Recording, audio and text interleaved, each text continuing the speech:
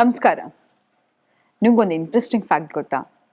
ನಮ್ಮ ತಂದೆ ತಾಯಿ ಜೊತೆ ಇರೋ ಜಗಳ ಅಥವಾ ಮನಸ್ತಾಪ, ಕಂಪ್ಲೇಂಟ್ಸ್ ಏನಿದೆಯೋ ಅದು ಪದೇ ಪದೇ ನಮ್ಮ ಲೈಫಲ್ಲಿ ಪ್ಯಾಟರ್ನ್ ಆಗಿ ಪದೇ ಪದೇ ಬೇರೆ ಬೇರೆ ಫಾರ್ಮನ್ನು ತಗೊಂಡು ಅದು ನಮ್ಮ ಜೀವನದಲ್ಲಿ ಬರ್ತಾನೆ ಇರುತ್ತೆ. ಹೇಗೆ ಅಂತಂದರೆ, ಇವತ್ತು ನಿಮ್ಮ ಲೈಫಲ್ಲಿ ಏನು ದೊಡ್ಡ ಪ್ರಾಬ್ಲಮ್ ಇದೆ ಅಂತ ಸುಮ್ಮನೆ ಕೂತ್ಕೊಂಡು ಬರೀತಾ ಹೋಗಿ. ಹೇಗೆ ಅದಕ್ಕೆ ರಿಯಾಕ್ಟ್ ಮಾಡ್ತಾ ಇದ್ದೀರಾ ಅಂತ ನೋಡ್ತಾ ಹೋಗಿ. ಸೇಮ್ ಪ್ಯಾಟ್ರನ್ ನಿಮ್ಮ ತಂದೆ ತಾಯಿ ಜೊತೆ ಅಥವಾ ನಿಮ್ಮ ಬಾಲ್ಯದಲ್ಲಿ ಆಗಿರ್ತಕ್ಕಂಥ ಯಾವುದೋ ಒಂದು ಘಟನೆ ಅದನ್ನು ಹೇಗೆ ರಿಯಾಕ್ಟ್ ಮಾಡ್ತಾ ಇದ್ರಿ ಅನ್ನೋದನ್ನ ಈಗ ನೀವು as a grown up adult ಎಲ್ಲ ಓನ್ ಸರ್ಫೇಸಿಗೆ ಬರ್ತಾ ಇರುತ್ತೆ. ಹೇಗೆ ಇದು ಸಾಧ್ಯ ಅಂತ ಹೇಳಿದ್ರೆ, ಹೌದು, ನಮಗೆ ಕೋಪ ಬಂದಾಗ ಅಥವಾ ಎಲ್ಲೋ ಒಂದ್ಸತಿ ಎಲ್ಲೋ ನಿರಾಸೆ ಆದಾಗ ನೀವು ನೋಡಿದ್ದೀರಾ, ನಾವೊಂದು ಸಣ್ಣ ಮಕ್ಕಳ ಥರ ಆಡೋಕ್ಕೆ ಶುರು ಮಾಡಿಬಿಡ್ತೀವಿ. ಸಿಕ್ಕ ಸಾಮಾನು ಬಿಸಾಕ್ತಿರ್ತೀವಿ, ಒಬ್ಬರ ಮೇಲೆ ಕೋಪ ಮಾಡ್ಕೋತೀವಿ, ಸಣ್ಣ ವಿಷಯ ಅಂತ ಅನ್ಸುತ್ತೆ ಸ್ವಲ್ಪ ಹೊತ್ತಾದಮೇಲೆ. ಆದರೆ ನಮ್ಮಲ್ಲೆಲ್ಲ ಇರ್ತಕ್ಕಂಥ ಒಂದು ಇನ್ನರ್ ಚೈಲ್ಡ್, ಒಂದು ಒಳ ಮನಸ್ಸು, ಒಂದು ಒಳ್ಳೆ ಮಗು ಏನಿದೆಯೋ ಅದು ಬೆಳೆಯೋದಕ್ಕೆ ತುಂಬ ಟೈಮ್ ತಗೊಳ್ತಾ ಹೋಗುತ್ತೆ. ಅದಕ್ಕೆ ಆಗಿರ್ತಕ್ಕಂಥ ನಿರಾಸೆ ಆಗಿರ್ಬೋದು, ಸೆಲ್ಫ್ ಅಬ್ಯಾಂಡ್ಮೆಂಟ್ ಆಗಿರ್ಬೋದು, ಲೋ ಸೆಲ್ಫ್ ಎಸ್ಟೀಮ್ ಆಗಿರ್ಬೋದು, ಇದೆಲ್ಲವೂ ಕೂಡ ನಮ್ಮ ಬಾಲ್ಯದಲ್ಲಿ ಆಗಿರ್ತಕ್ಕಂತಹ ಗಾಯ. ಹಾಗಾಗಿ ಮೊದಲನೇದಾಗಿ ಇದನ್ನೆಲ್ಲದಿಂದ ಆಚೆ ಬರಬೇಕು. ನಮ್ಮ ಲೈಫಲ್ಲಿ ಕಾನ್ಫಿಡೆನ್ಸನ್ನು ಹೆಚ್ಚಿಸ್ಕೊತಾ ಹೋಗಬೇಕು. ಸಕ್ಸಸ್ ನನಗಾಗಬೇಕು ಅಂತ ಹೇಳಿದ್ರೆ ಮೊದಲನೇ ಸ್ಟೆಪ್ ಏನು ಮಾಡಬೇಕು ಅಂತ ಹೇಳಿದ್ರೆ, ನಮ್ಮ ತಂದೆ ತಾಯಿಯನ್ನು ಕ್ಷಮಿಸಬೇಕು. ಯಾಕೆ ನನ್ನ ತಂದೆ ತಾಯಿನ ಕ್ಷಮಿಸಬೇಕು? ಅವ್ರು ಏನೂ ತಪ್ಪೇ ಮಾಡಿಲ್ಲ ಅಂತ ಹೇಳಿದ್ರೆ, ಕೆಲವು ಸತಿ ನೀವು ನೋಡಿರ್ಬೋದು, ನಮ್ಮ ತಂದೆ ತಾಯಿಗಳಿಗೆ ಈಗ ವಯಸ್ಸಾಗಿರುತ್ತೆ, ಅವ್ರ ಪಾಡು ಅವ್ರು ಸುಮ್ಮನೆ ಇರ್ತಾರೆ, ಕೂತಿರ್ತಾರೆ, ಅವ್ರ ಪಾಡು ಏನೋ ಮಾಡ್ತಿರ್ತಾರೆ. ಆದರೂ ಒಂದ್ಸತಿ ನಮ್ಗೆ ಅವ್ರು ನೋಡಿದ್ರೆ ಏನೋ ಮಾಡದೇ ಇದ್ರು ಕೂಡ ಸಿಡ್ಕಬೇಕು ಅನಿಸುತ್ತೆ, ಕೋಪ ಮಾಡ್ಕೋಬೇಕು ಅನಿಸುತ್ತೆ. ಯಾಕೆ ಗೊತ್ತಾ? ಎಲ್ಲೋ ಒಂದು ಕಡೆ ಯಾವುದೋ ಒಂದು ಸತಿ ನಿಮಗೆ ಅವರ ಸಪೋರ್ಟ್ ಸಿಕ್ಕಿರಲ್ಲ, ಅಥವಾ ನಿಮಗೂ ಕೂಡ ಹೇಗೆ ಕಮ್ಯುನಿಕೇಟ್ ಮಾಡ್ಕೋಬೇಕು ಅಂತ ಗೊತ್ತಿರಲ್ಲ. ನೀವು ಬೆಳೆದ ಮೇಲೆ ಕೂಡ ಅದನ್ನೆಲ್ಲ ಮರ್ತು ಹೋಗಿರ್ತೀರ, ಆದರೆ ನಿಮ್ಮ ಬಾಡಿ ಅದು ಯಾವುದನ್ನು ಮರೀತಾ ಹೋಗಲ್ಲ. ಕೆಲವು ಸತಿ ನೋಡಿರ್ಬೋದು, ಕೆಲವು ಯಾವುದೇ ಒಂದು ಫುಡ್ ಆಗಿರಬಹುದು ಅಥವಾ ಒಂದು ಜಾಗ ಆಗಿರ್ಬೋದು, ನಿಮಗೆ ಇನ್ಸ್ಟೆಂಟಾಗಿ ಗೊತ್ತಾಗ್ಬಿಡುತ್ತೆ, ನಂಗೆ ಯಾಕೋ ಸರಿ ಹೋಗ್ತಾಯಿಲ್ಲ, ಸೆಟ್ ಆಗ್ತಾ ಇಲ್ಲ, ಈ ವೆದರ್ ಸರಿ ಆಗ್ತಿಲ್ಲ ಅಂತ. ಹಾಗೆ ನಿಮ್ಮ ಬಾಡಿಗೆ ಯಾರನ್ನಾದರೂ ಮೀಟ್ ಮಾಡಿದಾಗ ಅವರು ಕೆಟ್ಟ ವ್ಯಕ್ತಿ ಅಂದ ತಕ್ಷಣ ನಿಮಗೆ ಒಂದು ಗಟ್ ಫೀಲಿಂಗ್ ಅಂತ ಅನ್ಸುತ್ತೆ. ಅಂತ ಹೇಳಿದ್ರೆ ನೋಡಿರ್ಬೋದು, ಯಾವುದೋ ಒಂದು ಹೊಸ ರಿಲೇಷನ್ಶಿಪ್ ಹೋಗಿರ್ತೀರಾ, ಇದಕ್ಕಿದ್ದಾಗೆ ಕೂದಲೆಲ್ಲ ಉದ್ರಕ್ಕೆ ಶುರು ಆಗ್ತಾ ಇರುತ್ತೆ, ಮುಖದಲ್ಲಿ ಪಿಂಪಲ್ ಆಗ್ತಾ ಇರುತ್ತೆ, ಏನೋ ನಾವು ಸರ್ವೇ ಸಾಮಾನ್ಯ ಅನ್ಕೊಂಡ್ಬಿಡ್ತೀವಿ. ಆದರೆ ನಿಮ್ಮ ಗಟ್ಟಿಗೆ ಗೊತ್ತು ಆ ವ್ಯಕ್ತಿ ಒಳ್ಳೆಯವರಲ್ಲ. ಹಾಗಾಗಿ ಯಾವಾಗ ಸ್ಟ್ರೆಸ್ ಆಗ್ತಾ ಹೋಗುತ್ತೆ, ನಿಮ್ಮ ಸ್ಕಿನ್ ಆಗಿರ್ಬೋದು, ನಿಮ್ಮ ಕೂದಲಾಗಿರ್ಬೋದು ಫಸ್ಟ್ ರಿಯಾಕ್ಟ್ ಮಾಡಲಿಕ್ಕೆ ಶುರು ಮಾಡುತ್ತೆ. ಆದರೆ ಮೋಸ್ಟ್ ಇಂಪಾರ್ಟೆಂಟ್, ನಮ್ಮ ಲೈಫಲ್ಲಿ ನಾವು ಏನನ್ನು ಬೇಕಾದರೂ ಸಕ್ಸಸ್ಸನ್ನು ನೋಡಬೇಕಾದ್ರೆ ಫಸ್ಟು ನಿಮ್ಮಲ್ಲಿರ್ತಕ್ಕಂತಹ ಇನ್ನರ್ ಚೈಲ್ಡನ್ನು ಹೀಲ್ ಮಾಡಲಿಕ್ಕೆ ಶುರು ಮಾಡಿ. ಯಾವಾಗ ನಿಮ್ಮ ಚಿಕ್ಕ ವಯಸ್ಸಲ್ಲಿ ಆಗಿರ್ತಕ್ಕಂಥ ಘಟನೆ ಆಗಿರಬಹುದು, ಏನೋ ಒಂದು ನೋವು ಆಗಿರಬಹುದು, ಅದನ್ನೆಲ್ಲವನ್ನು ಅಡ್ರೆಸ್ ಮಾಡಲಿಕ್ಕೆ ಶುರು ಮಾಡಿ. ಎಷ್ಟೋ ಸತಿ ನಮಗೆ ಮೋಸ್ಟ್ ಅನ್ಕಂಫರ್ಟಬಲ್ ಟ್ರೂತ್ ಏನಪ್ಪ ಅಂತ ಹೇಳಿದ್ರೆ, ಏನೋ ಒಂದು ಕೆಟ್ಟ ಘಟನೆ ಆಗಿರುತ್ತೆ, ಅದನ್ನು ಕೂತು ನಾವು ಯೋಚನೆ ಕೂಡ ಮಾಡೋಕ್ಕೆ ಹೋಗಲ್ಲ. ಬೇಡಪ್ಪ, ಯೋಚನೆ ಮಾಡೋದು ಬೇಡ, ಯಾಕೆ ಯೋಚನೆ ಮಾಡಬೇಕು ಅಂತ ಅದು ಪ್ರತಿ ಸತಿ ಆಲೋಚನೆ ಬಂದಾಗೆಲ್ಲ ಅದನ್ನು ನಿರಾಕರಿಸ್ತಾ ಹೋಗ್ತಾನೆ ಇರ್ತೀವಿ. ನೋಡಿ, ಪ್ರತಿಯೊಂದು ಎಮೋಷನ್ ಏನಿದೆಯೋ ಅದಕ್ಕೆ ಒಂದು ವೈಬ್ರೇಷನ್ ಇರುತ್ತೆ. ಆ ವೈಬ್ರೇಷನ್ ನಿಮ್ಮ ಲೈಫಲ್ಲಿ ರಿಯಾಲಿಟಿಯನ್ನು ಸೃಷ್ಟಿ ಮಾಡ್ತಾ ಇರುತ್ತೆ. ಎಕ್ಸಾಂಪಲ್, ನಾನೀಗ ಹೋಗಿ ನೀರು ಕುಡಿಬೇಕು ಅಂತ ನನಗೊಂದು ಥಾಟ್ ಬಂತು. ಆ ನೀರು ಕುಡಿಬೇಕನ್ನೋ ಥಾಟು ಒಂದು ವೈಬ್ರೇಷನನ್ನು ಕ್ರಿಯೇಟ್ ಮಾಡ್ತು. ನಾನು ಆ ವೈಬ್ರೇಷನ್ ಅಂತ ಹೇಳಿದ್ರೆ ನಾನು ಮೂಮೆಂಟ್ ಮಾಡಿ ಹೋಗಿ ನೀರು ಕುಡ್ಕೊಂಡು ಬಂದೆ, ಅದು ರಿಯಾಲಿಟಿನ ಸೃಷ್ಟಿ ಮಾಡ್ತು. ಹಾಗೆ ಪ್ರತಿಯೊಂದು ಆಲೋಚನೆಗೆ ಒಂದು ಕಾರಣ ಇದೆ. ಆದರೆ ಈ ನೆಗೆಟಿವ್ ಥಾಟ್ ಆಗಿರಬಹುದು ಅಥವಾ ನೆಗೆಟಿವ್ ಸೆಲ್ಫ್ ಕ್ರಿಟಿಸೈಸ್ ಮಾಡ್ಕೋತಾನೆ ಇರ್ತೀವಿ, ಗೊತ್ತಾ?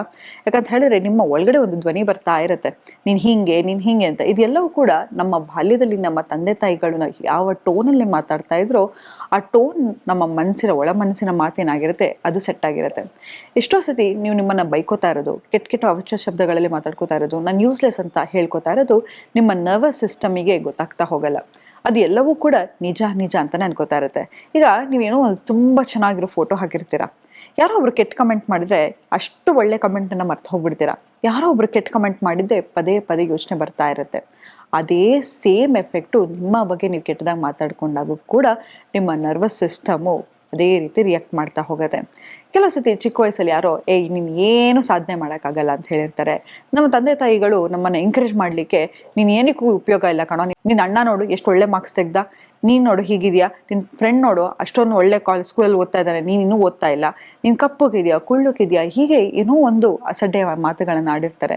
ಆದರೆ ಬೆಳೆದ ನಂತರ ಕೂಡ ನಮಗೆ ಗೊತ್ತಿಲ್ಲದ ಹಾಗೆ ಅದನ್ನೆಲ್ಲ ನಿಜ ಅಂದ್ಕೊಂಡು ನಮ್ಮ ಬಗ್ಗೆ ನಾವು ತುಂಬ ಕೆಟ್ಟದಾಗಿ ಮಾತಾಡ್ಕೊಳ್ಳಿಕ್ಕೆ ಶುರು ಮಾಡಿಬಿಟ್ಟಿರ್ತೀವಿ. ದಯವಿಟ್ಟು ಈ ಎಲ್ಲ ತಪ್ಪುಗಳನ್ನು ಮಾಡ್ತಾ ಹೋಗಬೇಡಿ. ಕಾನ್ಫಿಡೆನ್ಸ್ ಅನ್ನೋದು ಎದ್ದ ತಕ್ಷಣ ಒಂದು ದಿನ ಬರ್ತಕ್ಕಂಥದ್ದಲ್ಲ. ಎವ್ರಿ ಡೇ ನೀವು ಮಾಡ್ತಕ್ಕಂಥ ಮಾತುಗಳಾಗಿರ್ಬೋದು, ನೀವು ಹೇಳ್ತಕ್ಕಂಥ ಮಾತು ಅಂತ ಹೇಳಿದ್ರೆ ಅಫರ್ಮೇಷನ್ ಅಂತ ಹೇಳ್ತೀವಿ. ಯಾವಾಗಲೂ ನಾವು ಏನನ್ನು ಹೇಳ್ಕೊತಾ ಹೋಗ್ತೀವೋ ಅದನ್ನು ನಾವು ಆಗ್ಬಿಡ್ತೀವಿ. ಪದೇ ಪದೇ ನಮ್ಮ ಬಗ್ಗೆ ನಾವು ಕೆಟ್ಟದಾಗಿ ಮಾತಾಡ್ಕೋತಾ ಇರೋದು, ಸೆಲ್ಫ್ ಕ್ರಿಟಿಸೈಸ್ ಮಾಡ್ಕೋತಾ ಇರೋದು, ಇದನ್ನೆಲ್ಲ ಮಾಡ್ತಾ ಹೋದರೆ ಅದು ನಮಗೆ ನೆಗೆಟಿವ್ ವೈರಿಂಗ್ ಆಗ್ತಾ ಹೋಗುತ್ತೆ.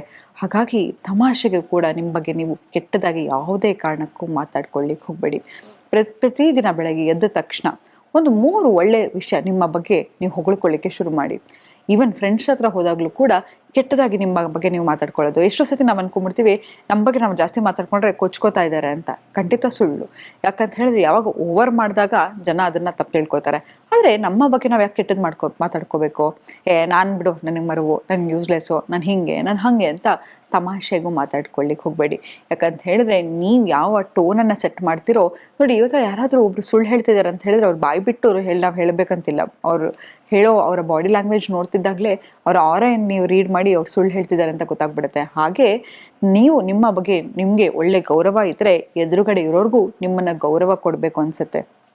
ಯಾಕಂದರೆ ಇದೆಲ್ಲವೂ ಕೂಡ ಕೋರಿಂದ ಸೃಷ್ಟಿಯಾಗ್ತಕ್ಕಂಥದ್ದು. ಹಾಗಾಗಿ ನಿಮ್ಮ ತಂದೆ ತಾಯಿಗಳು ನಿಮ್ಗೆ ಯಾವಾಗಲಾದರೂ ಬಾಲ್ಯದಲ್ಲಿ ಏನಾದರೂ ಹೇಳಿದರೆ ಅಥವಾ ನಿಮಗೆ ಅವ್ರ ಜೊತೆ ಏನಾದರೂ ಒಂದು ಪ್ರಾಬ್ಲಮ್ ಇದ್ದರೆ ಅದನ್ನು ಈ ಕೂಡಲೇ ರಿಸಾಲ್ವ್ ಮಾಡ್ಕೋತಾ ಹೋಗಿ. ಇಲ್ಲ ಅಂತ ಹೇಳಿದ್ರೆ ನಿಮ್ಮ ಇಡೀ ಲೈಫು ಕೂಡ ಅದೇ ರೀತಿಯ ಪ್ರಾಬ್ಲಮ್ಗಳು ಬರ್ತಾನೆ ಹೋಗುತ್ತೆ. ಹಾಗೆ ನಿಮ್ಮ ಕಾನ್ಫಿಡೆನ್ಸ್ ಕುಗ್ತಾ ಹೋಗುತ್ತೆ. ಇವತ್ತಿಂದ ನೀವು ಅವರನ್ನು ಕ್ಷಮಿಸ್ಲಿಕ್ಕೆ ಶುರು ಮಾಡಿ.